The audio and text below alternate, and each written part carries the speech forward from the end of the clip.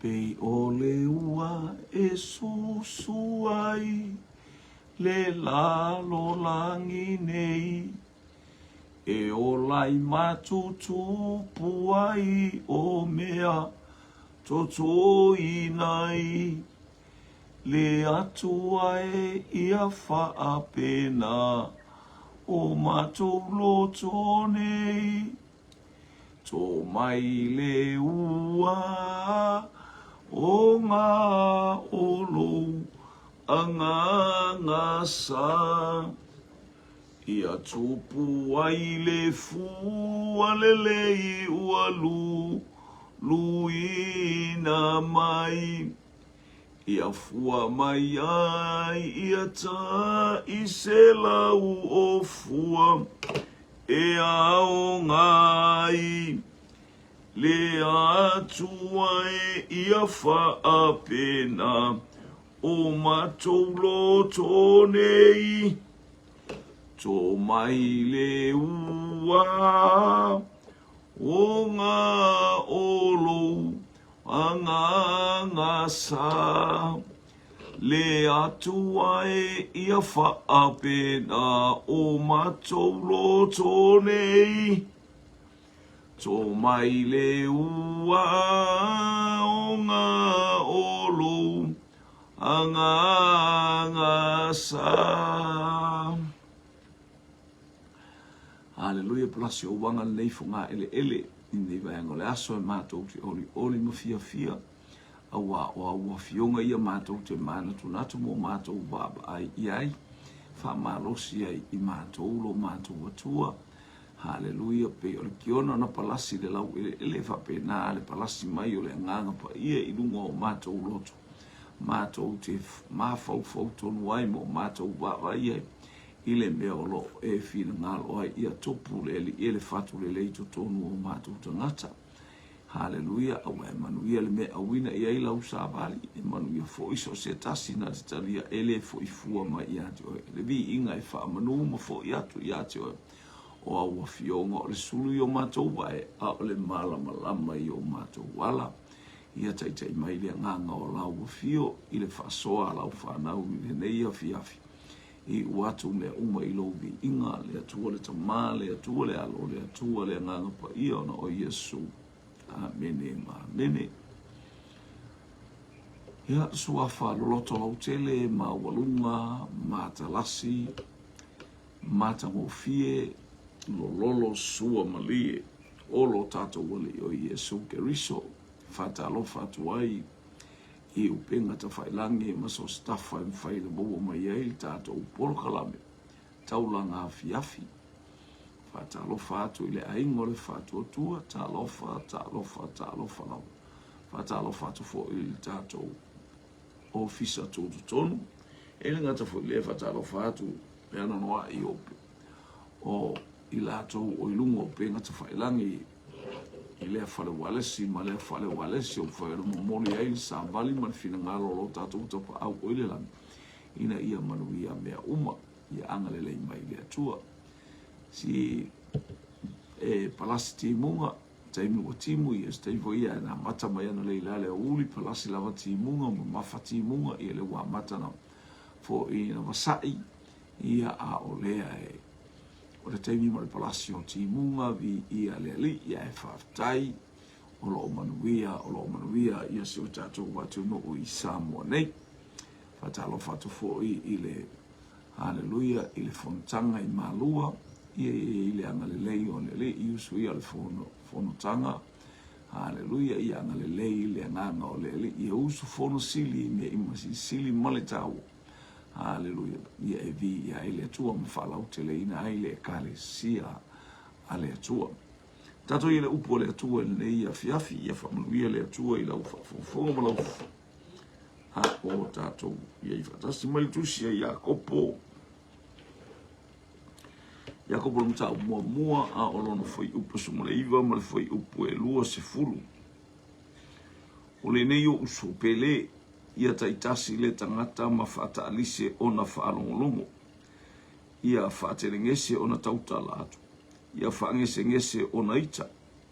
Awae le tupu le ame o tonu mai le ita o le tangata vi ia le li ele tupu le ami o tonu mai le ita o le tangata ia le li ia o le fe aule le tau moli le nei a fiafi a e ita aua e te anga salai a e ita aua e te anga salai ia o ia kopo stasi nei o tangata fai upo le tus ole taimo le ilingi fole anganga pa ia ina o to tofi fo ia vaenga umalama ia matofi ia kopo se fo ia taiulu mai tonu i Jerusalem o le taitai pe o ia le taitai o ia kopo le talo no ia le tus pa ia o ia kopo le uso moni au Yesu i ia le ali wa ta uto ina ia ta upotu ina o ia i to tonu le ngā le to kama kua kama ia e pe ole e tala noa le ngoi le ita ma le faa te le ngese faa ta alise le faa longo faa ngese na e tautala faa ngese na ita o lono winga a faa ta alise la o le tala noa i le ita i le winga awana ingoto le la o ita awa le ufai malitus pa ia le mole maua Iakopo. Ele tupu le ami o tonu mai le atua i le ita. O se teimi a tatou teitai, o tatou le aima le atua, wa ese fo i tatou fai ngala e fai. A o leo o tatou fa alongo i le fa malose le upua le atua. A e ita, aua e te anga sala. Lui en fainga e controllinga. Malau fa alongo na il fe au le o au mai le neia fiafi. Fa ta alise lau fa alongo. Praise God. E ita te le Iakopo awala wale ia o su e Yesu. I pe o mewa pe tau walea le ainga i mea lea luka malafa i tusia mareko na mole mo i mareko. Hallelujah le ole au waenga ia mo lato tina Yesu e ma Yesu wafala wale ia o mai fa o soso le lato tina e oe wale ia o yuta o ese yuta le se karo a o yuta le uso Yesu. Hallelujah la wale o Yose ia martamba lale marka kongo le Iakopo a mai lalo ato Yesu tangata le la tali matua le Yosefa. Hallelujah tangata le o yuta a o tangata le o Iakopo. Le ana fa pe fai ama mau su e mai Yesu mo fa punga le fa mal tus pa ia. Wala to we va ai to tamo pe wa fa le kongo ngau. Ole hita nisi mea na fa meita wale ale ainga a fa pe na me atatu wa ia tu me fa ista ngata. Ola sa o amalele. Hallelujah. Ya ora tatu le loina. Ai se ala ngai fa le tino a tatu wola. O Yesu a vela na misiona. O te mantua tu sina Ioane na ta upo e fitu al fa upo e lima. Na e fai mai ai fia tau ta ua ka kaunga ea. Kaunga ea lu yuta ia le wala tamal te imel pase ka ol malanga na Yesu na la tuma o tia. Le wala o le te ime tauna. Ea le fai loa atu o i tangata. Tala le fai a Yesu o le tangata le o Iakopo. Hale le fai o tala le alu lunga fai ale le e folinga e fa vi i pe yesi tulanga fa pera e fai pe le o talitonu wina e le talitonu a fai la te loa e fai a o le mea mai ne alu le fali o i Jerusalem ma le mea i tangata ina wa afia tau ta ua tangata o le mea na o tala ia ta ala ori ana fai sa ye le ita sa ye le fia a ia tonu fo i te siva e nga la e tau ia lato tina ele o se lato ole tamale whanau mai le nganga pa ia esele fo anga o le tamale pe o tau fo le lato tama ia pe ia le atua i whapena pe a tau atua se mea ele o ska korko wainga ele o stangata fa pe ese vi ia le atua pe ia whapena le nganga le no nei e ia le tangata tonu la lea aisea ele ia ise fatalisi o lana whaalongo. Vavel tautala. Nga le hika le me kupu. Saulo le fe. Oi. Oi si imrka. Aro ora mele ngai kala ngala mele ngo faro kula ukari vave. Amele tu oise avanoa ete fata lise ila ufalongo. Falongo le al tangata poto. Falongo le tangata poto. Falongo mafai. Amu ia le manaba na whanawai. Tala ia alfine ua fai. Amu ia susu na susu ai. Ai whamai ia su le fine. Ai sili oe. Pe ai whalongo matalia le upo le atua mafai. Isel mana i o le whalongo. Vave o lau whalongo. Talia ke riso i totonu o lau loto. Mama ai manuia sautua fafa. Manuia sautua las. E tafe mai. E tafe atu. E tafe ane. E fe tafe a i wha manuianga le atua. Le tala le tusia. Ioane e fitu alon whai upo e torus fulu valu torus fulu mareiva. A whai tau te whatua tua mai i atea. Whatia toro, e tafe mai vai e tele i to tonu i atea uto o le nganga pa i e le tala noa i e tusi pa i. I le mole mao le whai upo e torus fulu mareiva. O lo o whata tau i lea fio mai o le nganga pa i o mawha manuianga. E fe tafe a i mai soifua mo tato wolanga. Pe a whai e whata alise lau whalonga. Ele vave lau whalongo ele whao po le wingo le tala o le whatalise ia whaau wina lau whalongo. Anointed by the Holy Spirit. E te whalongo i mele leima mea sirisiri po amea o ona po amea ti ngai angai mai o lau whalongo langa o le whaau unga le nganga pa ia lea e te whalongo ai. O le whaau unga le nganga pa ia e te whalongo ai. Ele ai ma se mea e tupu ai. Se tautala vave se upo whai se misa pe te tautala ita po le anto. A o le vave o lau whalongo. Wha ngese na e tautala. Le se ita. Na whai mei wha ngese na e ita. O le vave o lau whalongo. Ele ai se ita i lo wolanga. Ele e pa e ia te oe sea mea o se ita aia. Fo ala mea e lea nganga pa ia e whaia e lea nganga pa ia mea sili ia te oe. I ia le li.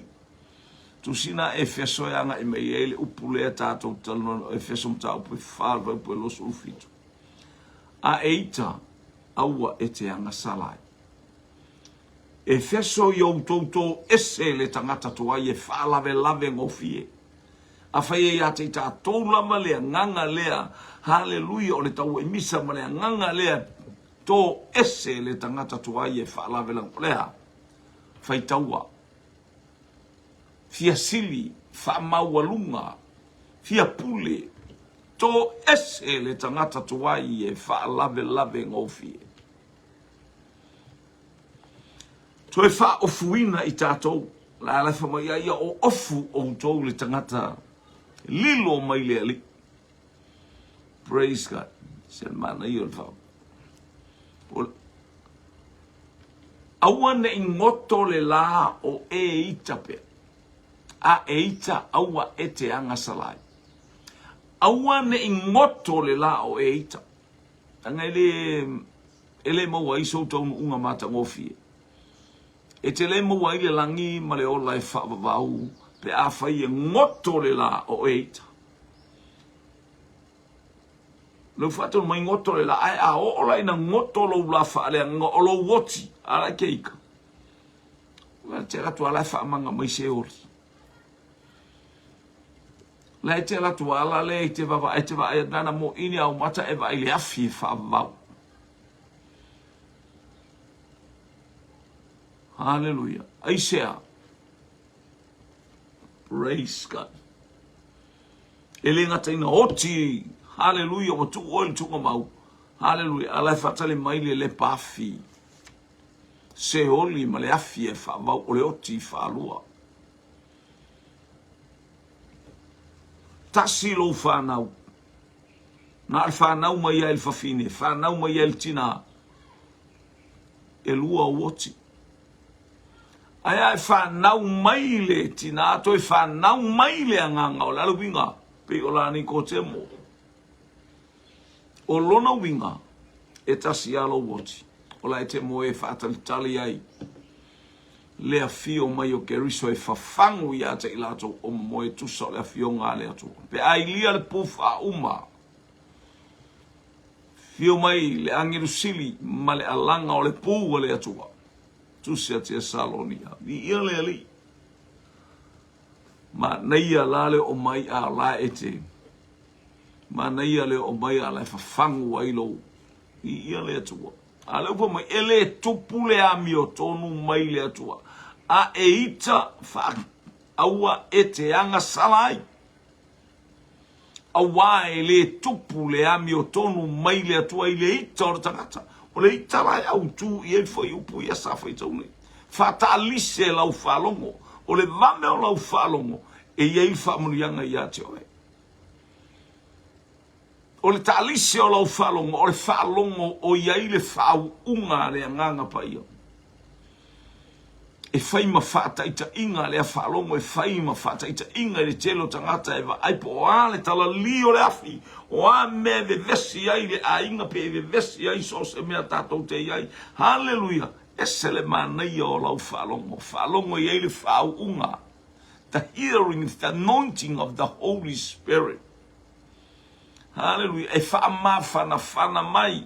Hallelujah. Na te whamatala loto ma ia te i tātou le mea tātou te sāwawari ai. Te iuman mele na whaiel tangata leo ia kopo i ta ia Yesu ia so. Pe on tala noa atu le tusia i oarne mta upe fitu. Na ea loto ia le tala whai mua tau la whai upe lima le no ta o watua ne. Mali e pape na umale a ingo ie fata le kiliata. O le tama le whawhine na no nofo mua makiliata le lato uta maa. Ai ei le isi whanau a kiliata i le sifoi. Le sifoi ana usunga a tatou whaupuia le si ana usunga. Watu tupu mai la tamaiti e whaistoa tele a e toa tasi le tamaiti tilea. O le atali matua leo kiliata e whai a singa au malosi, e loto alofa, e au malosi. O le ala le waitangia ai, hallelujah, e ona uso, fai mea lelei, e leo iese se whamatalanga le tuspa i ewe, a e paule o le mea, ua tuli e se ele awali i le malatou tala, e le ai sou tofi whatasi matou. Alo? E le ai sou tofi whatasi matou. Na tanu e Isaako ma Isamaeli ia Abraham. Ele astala Isaako fabat. Le se bea ukongi. Malau fango sabari le ai nga wa le ai. Ele so kofi me le mau ke ai. E mo ila la tanu le ai male nu. Hallelujah o makapelu po le ana I makapelu ia. I sara tanu atu ai ma Abraham. O le mele ola ne Isako. Ai na lata nua sio lata mamari. Aya, a lewa tupu mai whanau leo te fia watu ia te early whanau o tamalo kiliata. Oka, vai loto o tangata. Alu se mea, ele mo mia oi nei le ainga. Ma tau te le mana na o ia te oe. O oi o le tama le fafine ese. A whailar tamar fine e se rona winga e se le se tama o saka o se whawhine saka na napa o se whawhine moapi po se fine o amoni o nuu ia wa le pito na le tupo le whaalawelawe le tu isa sa e o le yori tana le i ele au tau tuli le whanau le akili ata ua tu ilungar tama malanga tangata I te le lono mawhauwhau tangata e loto tele toa la mai e alpo where mea li ai e sili wana ilo le atua so ani mai le atua ia te ia. E ilo le malama te le afa le tama le fine e se ele malama ile atua pe e fallinga mai e whapau le olanga. Aia, e malama te le tama i titi ala o le atua. Ele o ala ia o le atua o le whiainai. Ele o ala ia o le atua le va ai o manase o le nu o manase o kaua i fusu le whanga o kiriata. Na ua halu te malo au. Ie fata. A ua o ile aso. To e whasanga tau mai ei amoni e mana o e whao le lau ele o ia manase. Ia leli. Nei maseisi o le auso. Mua na o le nonofo. Ai pe o le lato utama e ana le pitonu ule o manase ua o le. Tupunga mai ia manase o le atali o kiro ioe. Lea le atali o manase ia le tupu mai ai le lato utama. O lato we aunga ia ile nu. Po lato o le ali taua le o le nu ale watuli asita mai luma o mata ole. O le whanaunga manase ua toa tere.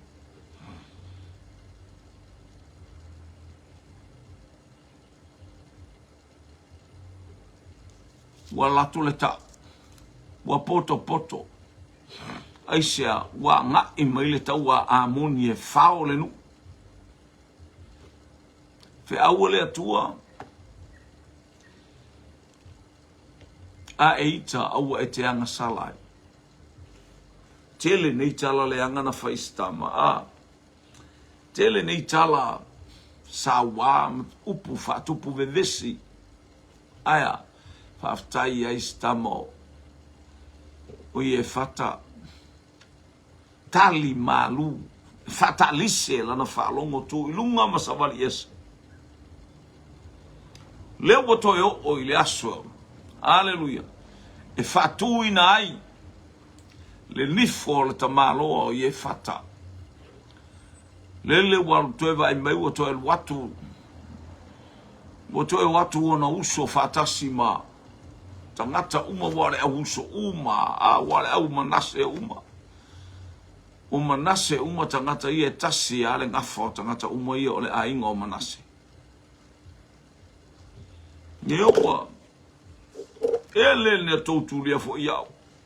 Ala meu tautu e o mai ai. Ola na whaalongo e whaau. Ola na whaalongo i le atua lea. Olo na aba noa lea. Ia, wale lei. Tato wo. Ai a whaila e manu malore tau. Whai oe vai. Wale ai se tala. Au so moni aure to telo le ainga le wanga. E whai oe mali i manase. E whai oe mo mato wali. Ia mai tangata sa ili malo ili me au mai ele fataliso le falongo. O ia falongo i tala tangata ia ele i mita ai. Ele i whapea na. Na ia whatu oise olo i ona uso pe whatu oise. Wafe ane mafesili i le atua. Le atua. Tangata fatalise le falongo. Whangese ona tautala. Ngese ona ita. Ele aise ita. Aise ita. Na olona fia.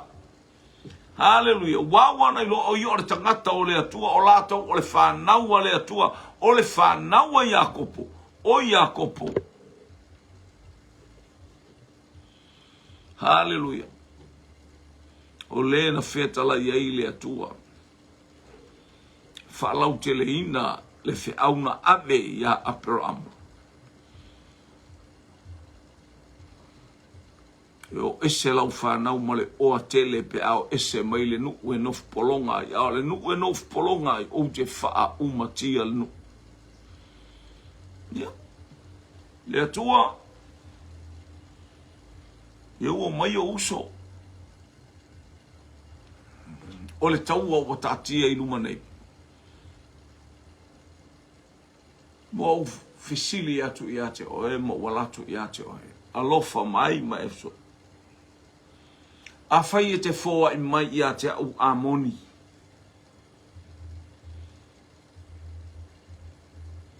O ai lamar tangata e ulu fafo mai lo fale fafta ia te o te fai taulanga ai ma le fia ia te pe a fai e fo I manuia mai la o fai ngā malanga ma le tau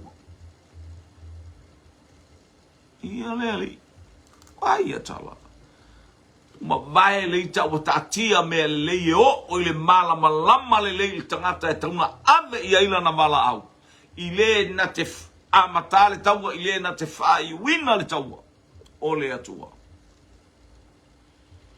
mana malama le ya le tau suele awali ya isia le aise fata alisi o le falongo le anga le falongo ita ngofie na o le ita ngofie e fafonga nei a fiafi sa moa ua tunu la uo I la keriso a fai o e falongo longo mai vame I o lo tempa le aise mea le lei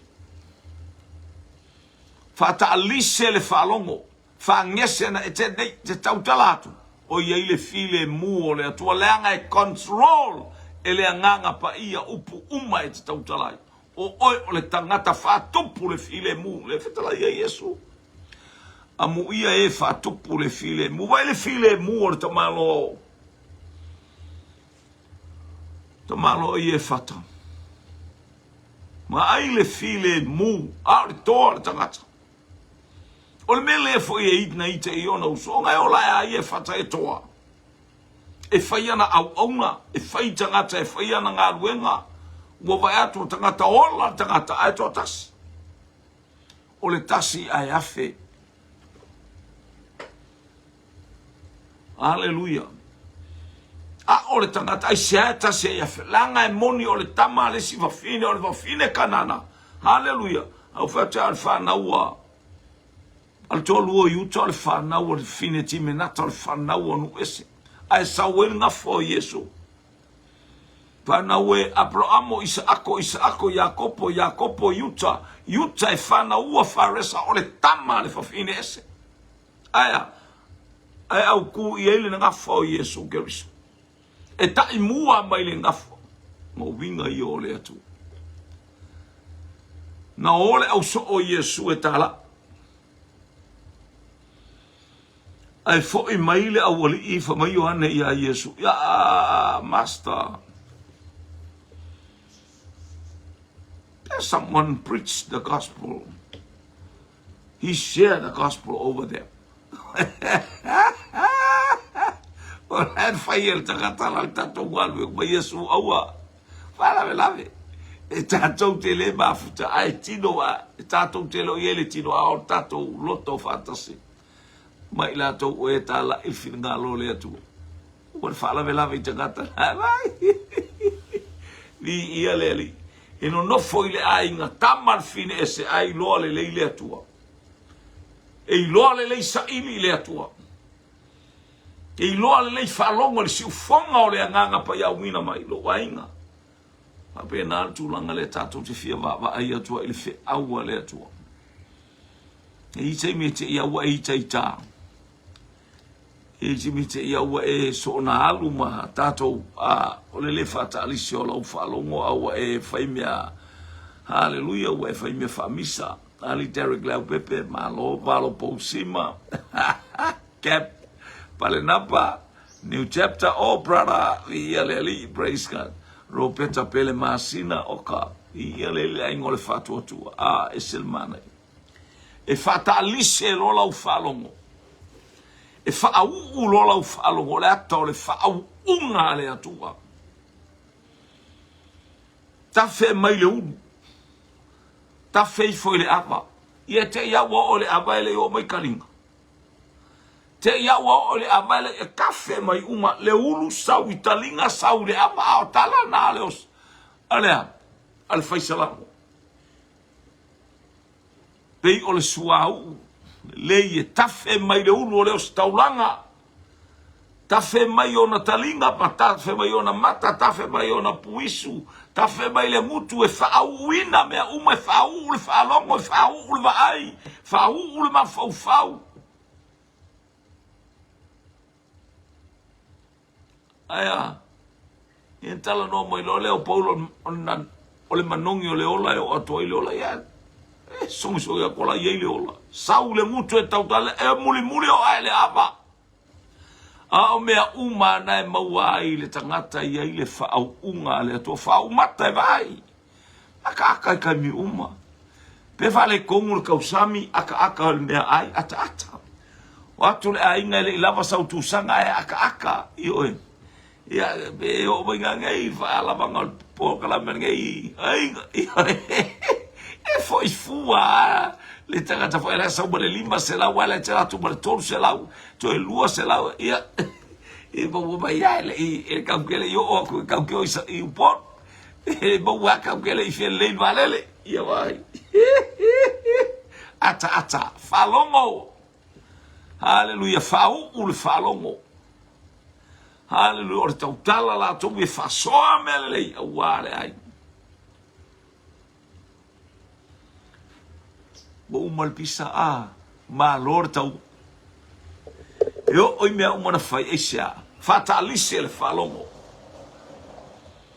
fa ngese na tautala o le fatalise o falongo ma le fa wina o tato falongo le se veves le se pisa to afima li e me uma to nu le afionga yesu mu ye fa topu le file mu e fai ilado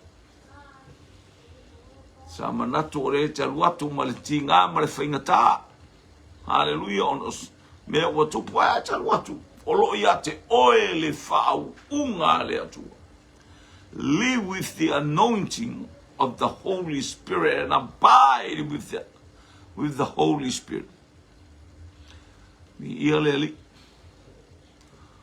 fe auna le atua nei afiafi selmana ile aingo Josefa le ainga tautala so le fai miti we ia nga fai atua miti abar kau foi curioso mai mama eu não ka ko o foto ora nga ma que me que fo kaukala le se fa uma la le wai o ya ile ta ele tupu le amiotonu aya ni ia le litalo fa ya Josefa la le wono fo ma Josefa ilunga i kopito fatali mai le atu e fatau tilo le tangata o le atua fatalisi el falongo ile lipo a mea e aono fa mea uma na tupu mai le natu fatalisi o le falongo nei ua ina malingi lo i mata mala au ai kupito o ese mo le mene o ese wa uo Josefa lo to uso tau to fa tau ina mai a waile o tou na o mai ai nei o le atua na fina ngalo ta pena le whaolatanga. To e 5,000 o le onge. Maia. Tau tala walwa. Sa iei le ita ia Josefa. Sa iei le aya. A e ita aua e te anga salai. Neita. Lo wainga. Iei whaunga le atua i te o Yesu. Ele whaingofia mena o iake riso. Nā toi whafo Yesu, tangata na whaatau tonu o le wharsa. Aise an, leanga na tuli whafo, leanga o le whale e tapu, e o mai e tatalo. Haleluia, ma tapu ai, ale ua mai whai ei whaatau ainga. Whaoso oso e tangata ese, o mai whai ei alatou whaatau ma me whapea. Haleluia, o le whale o louta ma, o le whale o louta ainga, o le whale e te iloa le me tau tātou te tatalo o Yesu Keriso. Na ia o mai ia te i tātou. Ia mea uma. Haleluia. O mea uma. O atala le au wharsai o mana au tusi upu maosi taulanga. O lava i lunga o le sa tauro. Ai vala au mai whaamangalo atu. O ia whaamangalo. So le vai mea matauti. Whaamangalo atu. Ao tangata ya le hita ma me umana la tō whaia. Ala le ua lele mai whiau. Ele i whapea na tō vale. La tō uma i lea taimi. Mai le whea ngai ngatua ia o mai i lea taimi. Whasa tauro i Yesu. na whaamangalo I lato. A le wata umaia se te whano la unga se te whano ai tau ai e tangata. Ngō o mai I teimi o le anganga pa ia o lo o whaabare valea au ko wolanga. Pei o touta maa fasioti I le perfeta. Le ua o mai ia I le teimi o le anganga pa ia e le whaamangaroi. Ua tafe mai le anganga pa ia o le anganga e whaalautele, o le anganga e whaamalosi, o le anganga e whautua, o le anganga e oli fo mai o tusia. Ioane mta po sipol falu foi po lo sumar fitu au manuia o te vatu ia te auto. Ele pei ona vatu o le tangata o le ata o le anganga pa ia ua tafe mai male whaau unga. Whaau ule whaalongo, whaau ule vai, whaau ule tautalo o savari ngai o inga uma. Whaamanuina le suafo I Yehova le atua e whaavauta. Ma, whaamanuia o tangata. Pa I se pa I fo. Ma na mātu I au whaamanuianga. Hallelujah, o mātou savrai le unga o le nei vai aso. Tai I lātou I ala unga o le nei afiafi. Mātou wala au whaona whaamoemoe le kale sia ma le au talavou. Hallelujah, I le tu ato le ainga loto maratou vine. Ia halu ma le mana alu le fe au atalavou I le nei afiafi. Whaamanuia I le toi ina ma polokala me umalaba. Ona o Yesu. Amene, amene, ma amene. Whaamanuia le atua ia te oilo ainga au se e mai nei vaenga o le aso. Hallelujah, o lau o une tautua ia te oe ma le anganga maulalo lava. Bi ia le atua. Alofa te le atu, hallelujah, moi malo amo saulu vi ia leli. Alofa te le atu, lau o une tautua mo oe le anganga maulalo na o Yesu. Amene, ma amene, ma amene.